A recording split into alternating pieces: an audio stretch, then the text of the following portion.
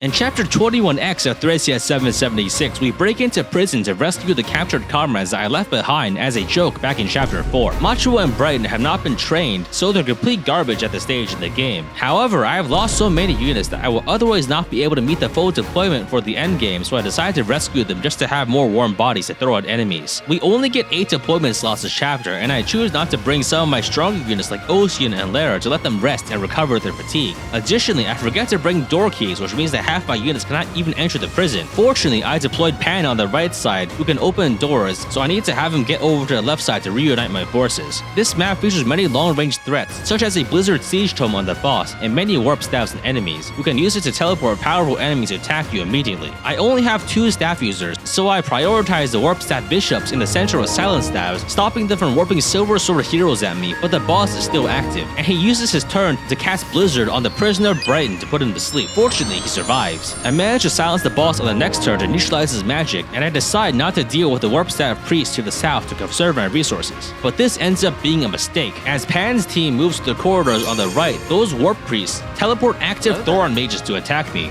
Thoron is a powerful tome with a very high crit chance, which becomes a problem because I only have 1 Crusader scroll to prevent crits, and this problem manifests when a warped mage immediately deletes Ralph with a Thoron crit. This makes me quite frightened for Leaf, because he could easily die from a Thoron crit, but I soon find the enemy warp AI highly prioritizes sending reinforcements for other enemies. So by forgetting to give Leaf's team a door key, I've accidentally protected him from being instantly killed by a warped Thoron crit. Fortunately, the other units on the right are not nearly as vulnerable as Ralph. The Nolan and Rodan have high magic, and Pan is equipped with my only Crusader scroll. I managed to weigh out all 9 warped Thoron mages and move to open the door on the left. I free Macho and Brighton, waking him up with a Restore Staff, and then move to fight the boss in the center. I have Pan steal his Warp Staff and kill him with a Nolan, who uses her capped magic and the Wind Tome to great effect. I capture 2 bishops for their Warp Staffs, but I accidentally release one without taking his stuff, meaning that I obtained only 2 out of the possible 6 warp stabs on this map. On turn 30, 10 druids with Fenrir Siege Tomes will spawn in the outskirts of the prison, executing any prisoners that you have not yet freed. However, for some reason, they all refuse to teleport in with their rewarp stabs. I have accidentally boxed myself in the center, so I can't leave without entering Siege Tome range, forcing me to slowly burn through their Siege Tome uses by having Sarah dodge tank them one by one. After exhausting the Fenrir Tomes of half the druids, I lure and defeat them with Ronan to reduce the threat when they warp in. As I discovered earlier, enemy warp AI highly prioritizes reinforcing enemies already engaged in combat, so if I have my units adjacent to other enemies, they will teleport in to fight me, which will let me capture them for their stabs. After I move all my forces to the southern priests who are still on the map, they all warp in, using their action and leaving them vulnerable. I manage to clear them and secure several rewarp stabs, and then leave to exit the map, having gained 2 extremely useless characters at the cost of 1 kind of okay unit.